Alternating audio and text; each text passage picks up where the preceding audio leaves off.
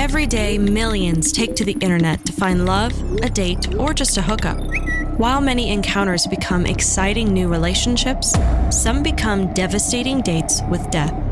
I'm about to tell you the story of one such deadly online connection. Welcome to I Met My Murderer Online. Sydney Loof went on a date with a stranger she met online. She was reported missing the following day. Although Sydney was known to suffer from depression, there were no signs she would harm herself. Could Sydney have been abducted? Rumors of a witchcraft coven and a local sex trafficking ring would become the focus in finding the missing Lincoln, Nebraska local, Sydney Loof. Tinder. I met her on Tinder. I told you about those sites. Are you scared? Sydney Loof was a 24-year-old cashier at Menard's home improvement store in North Lincoln, Nebraska. Sydney swiped right and matched with a woman named Audrey. This is clinical psychologist Dr. Judy Ho. For the next 3 days, Sydney texted 140 messages in her Tinder app with Audrey in anticipation of a possible hookup.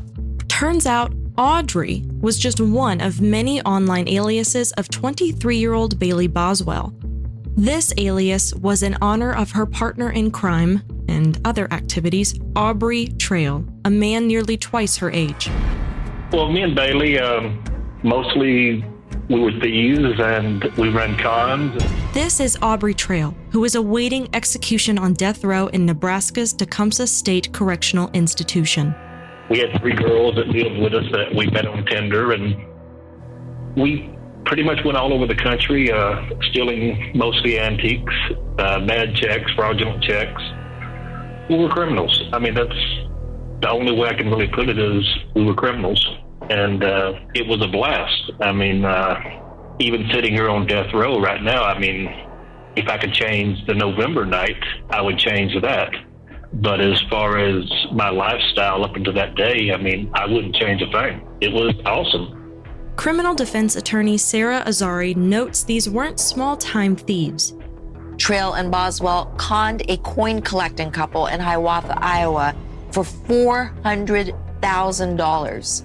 Using the $400,000 stolen from the coin collector, Trail and Boswell lured women online with the money to create their coven of thieves and witches. Sydney's recent romantic reports posted online reflected her loneliness and longing for love. As a 24-year-old looking for love online, Sydney was doing what her generation does to meet people. This way of meeting is a standard in today's dating scene. There's nothing weird about it. People are an open book online, they chat with strangers, but from a public safety perspective, this can be a very daunting and challenging task. People in general have no idea how far their reach is online. This is tech expert and influencer David Klein. The amount of people who have exposure to their lives, locations, and places of work. It's important to know that once you agree to the terms and conditions, it's up to you, the user, to discern what is safe or a risk. And in this case, Sydney Loof agreed. So she was all in on going out with a complete stranger. The attraction between Sydney and Audrey was going strong, including a mutual love for smoking marijuana and sex. Sydney's family was very concerned about her chronic marijuana use and missing days of work. Sydney suffered from bouts of depression, so naturally, the exchange with Audrey could have been a real boost for her self-confidence. She had family and friends who did love her, but she needed a lot of external validation and that she had self-worth. Sydney and Audrey spoke via Tinder messaging. Audrey pressed Sydney for a date. We can drive around, get to know each other, smoke some weed. Well, I was trying to quit, but I'm not going to pass up smoking with a gorgeous girl. I can throw you some cash if you want. I have plenty of money and plenty of weed. I can take you to a fancy dinner, to a casino, and pay for everything. That sounds cool. All I need is an address. Sydney was reluctant to give up her address, and then she asked a very important question. It's just going to be me and you, right? Yes, of course. Okay. Trail says he and Boswell had a well-honed process when it came to recruiting new girls to their crime and sex coven, and Boswell was always the bait. During the process of Bailey chatting and stuff and meeting the girls, I basically let Bailey handle, the flirting and the setting up a date. But what I always told Bailey is, you need to keep your eyes open. What she's saying, you have to come back and tell me everything that happened, everything that was said. She would casually bring up, what is her financial state? Like, does she have trouble paying her bills? What's her family situation? You know, Bailey would fish for all of this information while they were talking. I'm a bad girl, I'm a bad girl. I'm a bad girl, I'm a bad girl. I'm a bad girl. They drove through Lincoln, Nebraska for hours, getting high and getting to know each other. Cell phone data indicates that Sydney and Audrey spent several hours together at various locations. What's this? My tattoo. Everything will be wonderful someday. It will be. The date, by all accounts, seemed to genuinely go well. Sydney sends her friend Brooklyn McChrystal a screenshot of Audrey's Tinder profile and details about their great date. Meanwhile, Bailey reported to Trail that Sydney seemed like their type of girl.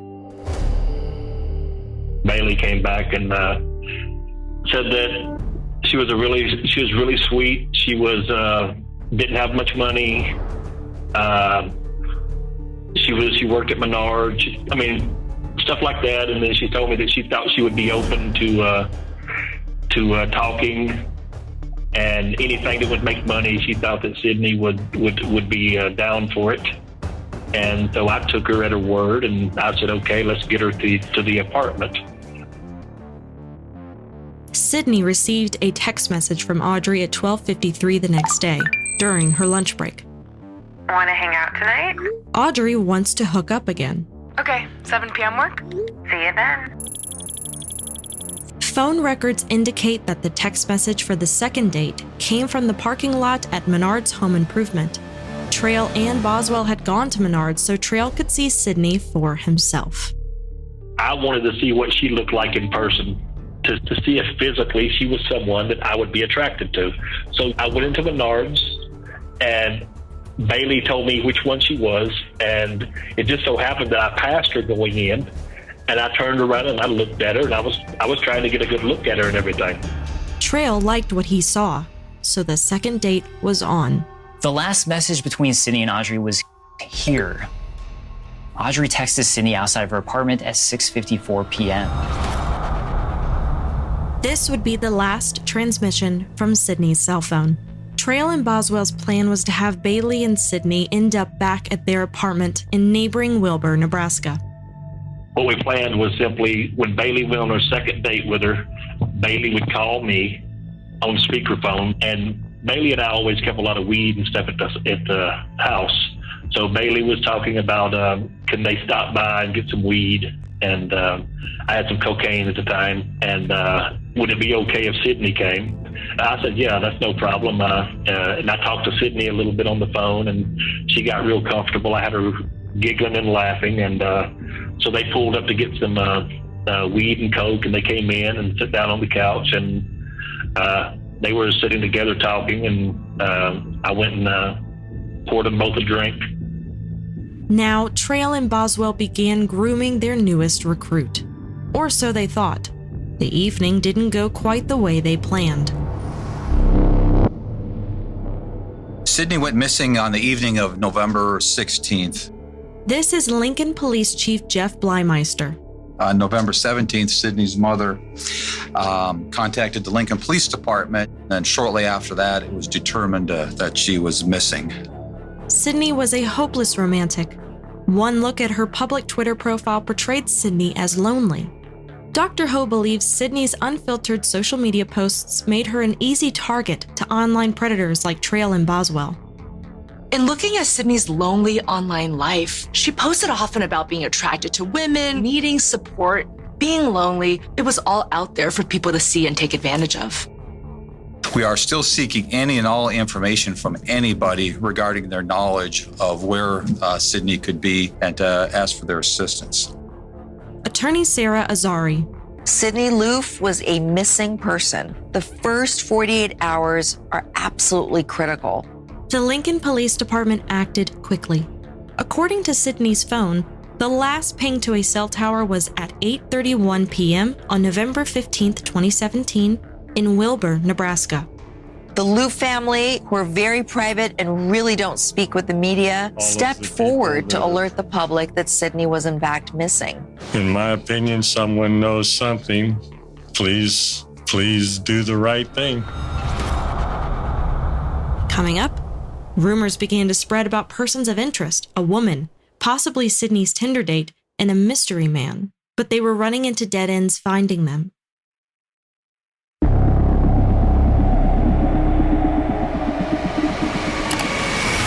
The Lou family issued a poster displaying Sydney's distinctive tattoos, including the tattoo that read, "Everything will be wonderful someday."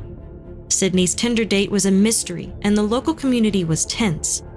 According to Dr. Ho, Sydney's friends Brittany and Brooklyn wanted to help. The girls set up a phony Tinder profile as they knew Audrey's profile from Sydney texting it to Brittany. Brooklyn matched with Audrey and asked for her phone number. And Audrey actually gave Brooklyn her number. Brooklyn gave Audrey's phone number to the Lincoln Police Department. Investigators now had their lead suspect's phone number, which meant they could now track their location. The next morning, about 8:30 or 9 o'clock, Bailey's Tinder phone rang, the one that she always used for Tinder. And Detective Cleveland, he left a message on the phone. He was looking for Audrey and asked her to call him.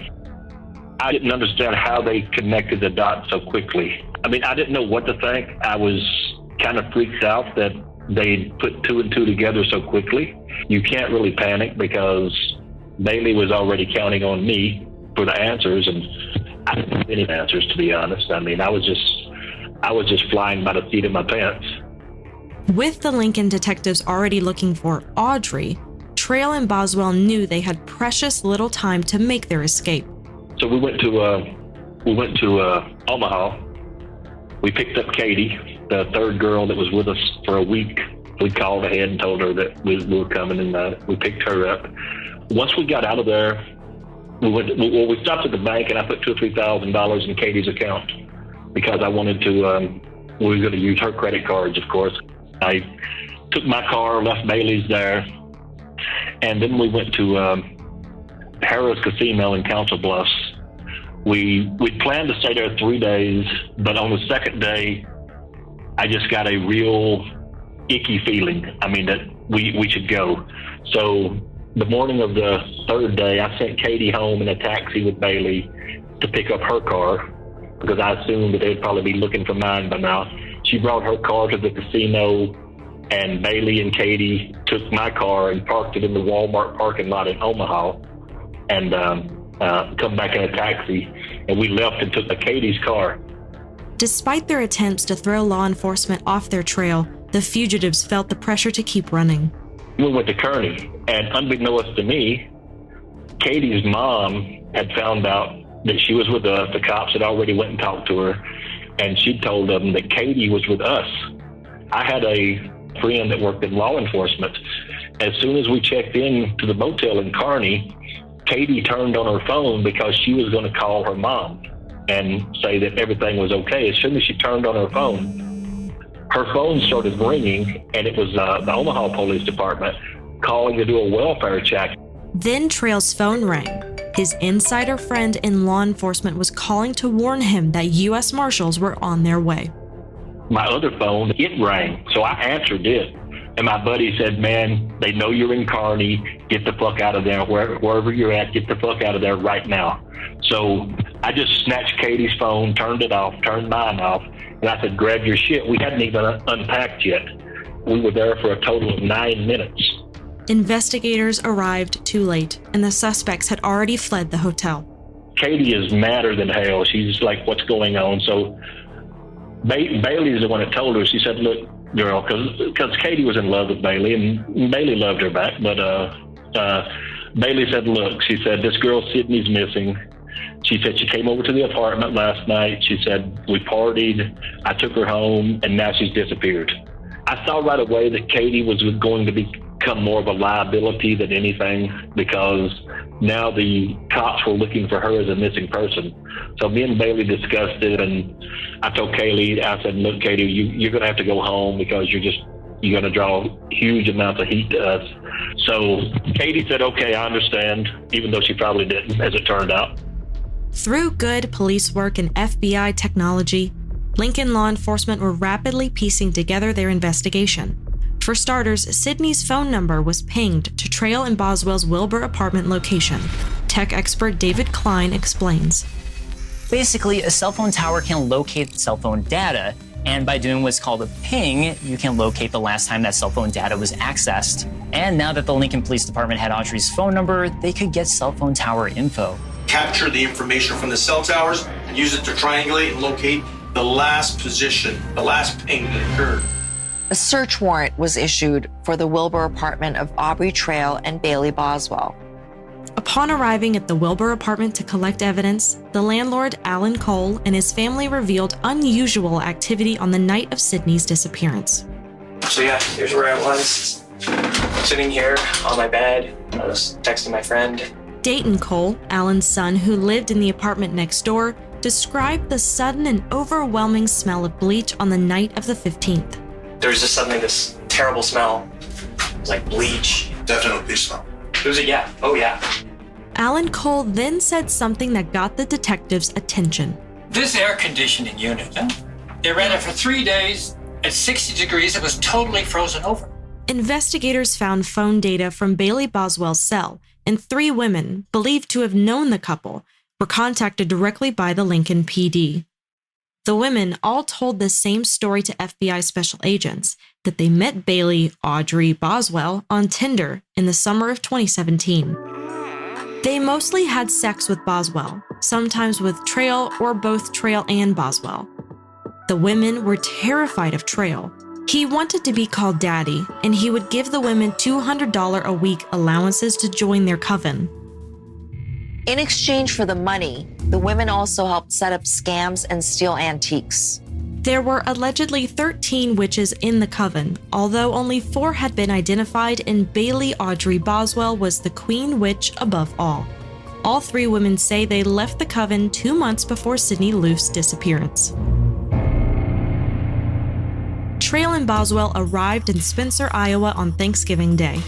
Rather than keep moving from town to town, they decided to hide out in the 1.5 million acre Mark Twain National Forest in the Ozark Highlands of Missouri. So they loaded up on camping gear at the local Walmart, then headed for Missouri, but stopped off in Ames, Iowa on the way.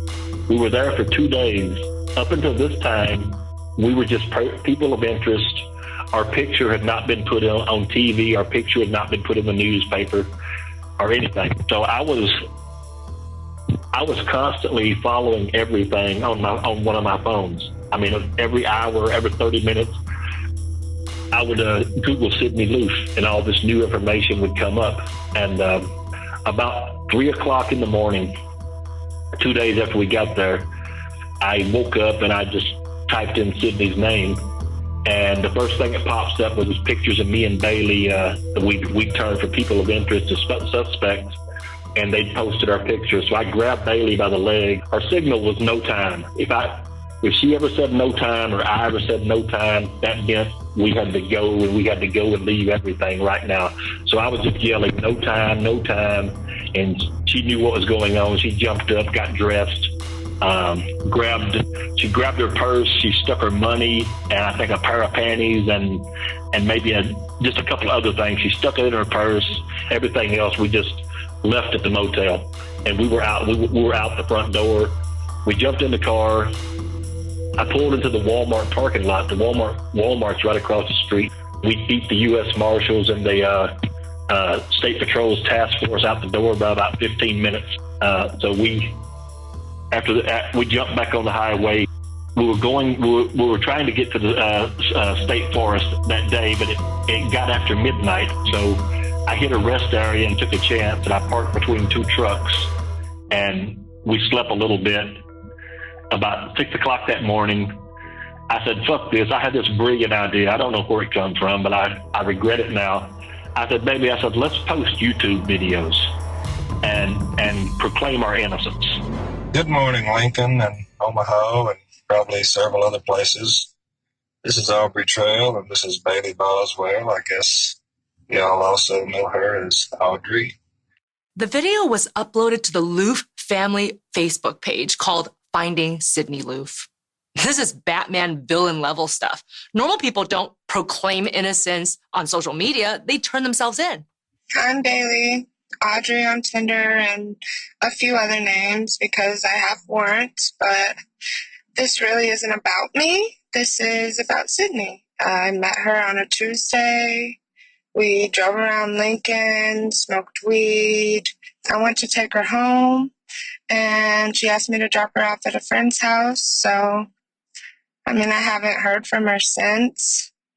I guess I just want the family to know that I'm truly sorry, and I didn't have anything to do with this, and I hope that Sydney is found very soon. She is a sweet, amazing girl. I don't know. Babe, do you have anything else to say? But as far as I'm concerned, what they're chasing us around like dogs. I wish the family the best. I wish Sydney the best. But as far as the police department, you. Yeah. But you've already got every cop in 4 states. They had the Swift trucks and the Walmart truck drivers out looking for us. When you've got this kind of manpower out looking for you, it's usually not a good idea to throw it in the cop's face. That was a mistake. Now, 2 weeks since the 24-year-old's disappearance, Lincoln's police chief saying there is absolutely still hope Sydney is alive. We believe that Aubrey Trail and Bailey Boswell were 2 of the last people to have known to been with Sydney prior to her disappearance. Information that we received from the public has really helped our investigation tremendously. Life on the run was beginning to take its toll on Trail and Boswell. We'd been up for almost 3 days. We just a nap here and a nap there.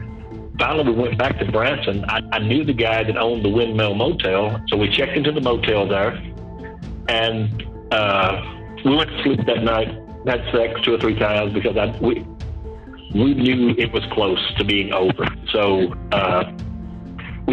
a matter of days at the most. We thought sometimes it was even possibly hours, which it turned out to be. We got up the next morning. Bailey asked me, did I want donuts and coffee? And I said, sure. So she walked over to Krispy Kreme Donuts, which is 2 doors up. But about 30 minutes passed, so I just assumed that something bad had happened. She'd been arrested. I took her phones just to be safe, and I factory reset them 2 or 3 times. Then I hid the phones and the gun. I stepped out on the walkway in front of the motel because I kind of felt a little itchy, but I wasn't sure. So I stepped out, just relaxed on the walkway there. And the next thing I know, about 8 U.S. Marshals and task force come flying around the other side of the motel across from me with guns drawn, and then another one come around the corner, yelling, hands up, hands up, hands up. Hands up! On November 30th, 2017, Aubrey Trail and Bailey Boswell, aka Audrey, were arrested and held on a federal person of interest warrant in the disappearance of Sydney Loof. And then a bombshell hit on December 4th, 2017. Based on cell phone tower data sourced by Detective Robert Hurley, investigators search an area of interest 90 miles southwest of Lincoln in Clay County. Nebraska State Patrol Detective Corey Townsend was sent to the area to investigate. Townsend made a grisly discovery: body parts in black plastic trash bags and the distinctive tattoo belonging to Sydney Loof that read, "Everything will be wonderful someday." Yesterday afternoon, a body was discovered in rural Clay County. At this time, we believed it to be the body of Sydney Loof. Sydney was dismembered, placed in trash bags across a rural area in Clay County, Nebraska. Trail and Boswell were now formally charged with the murder and dismemberment of Sydney Loof. Their defense? Consensual erotic asphyxiation gone wrong. The court is taking up the case of State of Nebraska versus Aubrey Trail. This is case CR 18232. Bailey would be tried separately, and Aubrey's trial would happen first. Opening statements begin in the trial against Aubrey Trail. He's accused of murdering Sidney Loof in November of 2017. Trail claimed it was an accident. Attorney Sarah Azari. However, surveillance footage from Home Depot showed that Trail and Boswell bought the killback contents, including saws and cutters, the very morning of the second Tinder date on November 15, 2017. Although Trail explains their trip to Home Depot and the purchase of the hacksaws was purely coincidental. I was an antique dealer. I just purchased a old feed sign, farm porcelain sign. About an inch of it was rusted. The hacksaw I bought that day was actually to cut that sign. I ended up using it to dismember Sidney's body. I mean, it was a coincidence. I knew that. My lawyers knew that. I knew that was a damning piece of evidence. I mean, a person has to believe what they want to believe.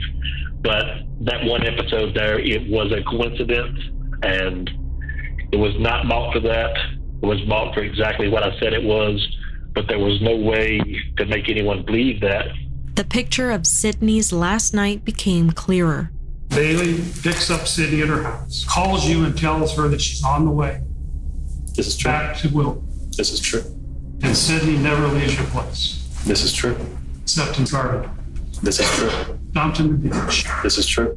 Trail maintained his rough sex gone wrong defense throughout the trial. The last thing Sidney Loof ever said to me was, "Do you promise I'll be okay?" It's the last thing she ever said to me. I killed her. I mean, I didn't mean to, but I did. Trail admitted that the end was sloppy and poorly planned, claiming he wasn't a killer, just a con man, and that the electrical cord was part of the sex play, a claim Joe and Ben Murray, Trail's father and son defense team, found believable. We really did after we found pictures on Sidney Loof's phone where she was apparently interested in the erotic asphyxiation as well. Yeah, I mean, she had some like some memes and things like that, and that led us to believe she had at least had a passing interest in it. And it lined up with the evidence. Yeah, absolutely. By day 6 of his trial, Aubrey Trail had grown angry over what he thought was deliberate mistreatment on the part of Saline County Jail, so he decided to retaliate. They were treating me like shit. They were keeping me in the hole. I had to be handcuffed everywhere. My dad was on my right, Aubrey was on my left, and we were between witnesses. To us, he was totally fine, and he had been passing me notes, and we had even joked around a little bit, and like there was nothing unusual going on in the trial. It was pretty boring. And then I just noticed some movement, and I went to turn to him. I was mostly just going to tell him to be quiet. I didn't know what was happening. As soon as the next witness was sworn in, Trail lashed out. Please be seated. Bailey is innocent, and I curse you all. I turned to him while he was saying, "I curse you all," and then I actually watched him slice his neck with the razor. I saw that happen. Stop recording. The judge was, had the presence of mind to yell, "Turn off the camera." And then we all just kind of stood around and waited to see what happened. Because there was just a pile on the floor of the deputies, and, they had crashed through a bookcase, and we all just sat there. I guess they got the bleeding stopped and started dragging him out. One of the jailers come around, you could get a razor every morning and you could shave. Well, he forgot to come get it back. He forgot to come get the razor back. So I busted it open. I took the razor blade out and I broke the razor blade in half. I wrapped it in toilet paper so it wouldn't cut me, and I stuck it in my jaw. And they didn't search me. I mean, they didn't even pat me down.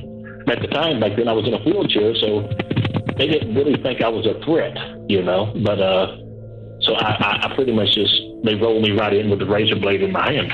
I almost died from it, true enough. I mean, it took 88 stitches to close it, but it wasn't a suicide attempt. It was just to embarrass Saline County. There was pandemonium in the Saline County courtroom on day 6 of the Aubrey Trail trial. The accused killer of Lincoln woman Sidney Loof cut his own throat in court Monday morning. The trial for Aubrey Trail was an absolute circus. As for defense attorneys Joe and Ben Murray, they believed Trail's stunt changed the whole tone of the trial. We interviewed the jurors to make sure they could still give him a fair trial. They all spotted the party line that they could.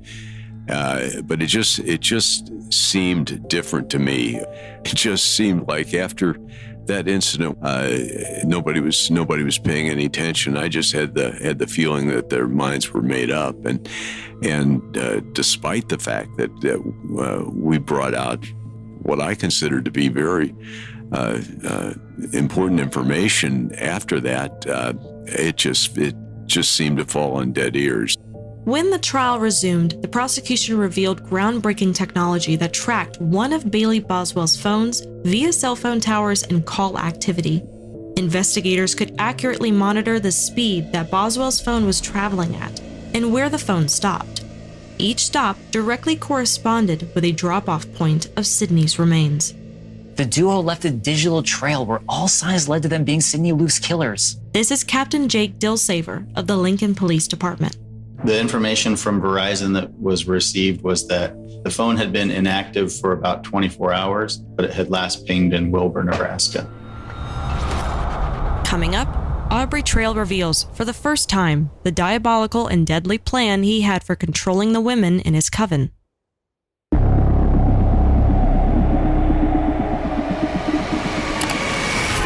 Chilling testimony from the three women who joined the Trail Boswell coven stated that the couple wanted to kill another woman on November 22, 2017, 1 week after Sydney's murder. Dr. Judy Ho describes Aubrey's lethal charm. Aubrey had a real talent for collecting people to be part of his coven, to basically be his cult followers that were generally disenfranchised. He was able to control them and get them to do really grotesque things with just the smallest amount of money. I'm going to share something that I've never shared with anyone. My goal with all these women was to have them kill one person. I wanted to film it. I wanted to hide the video somewhere. And then I owned these girls. There was never a question as to whether they could leave, whether they could say no to me for anything, because I would have them on tape murdering someone. So I had them stealing for me as it was, but every now and then they would hesitate. But I knew if I could get them to agree to a murder, and I could film it on a phone or something, I would never turn them in if they left or something. I would never do that.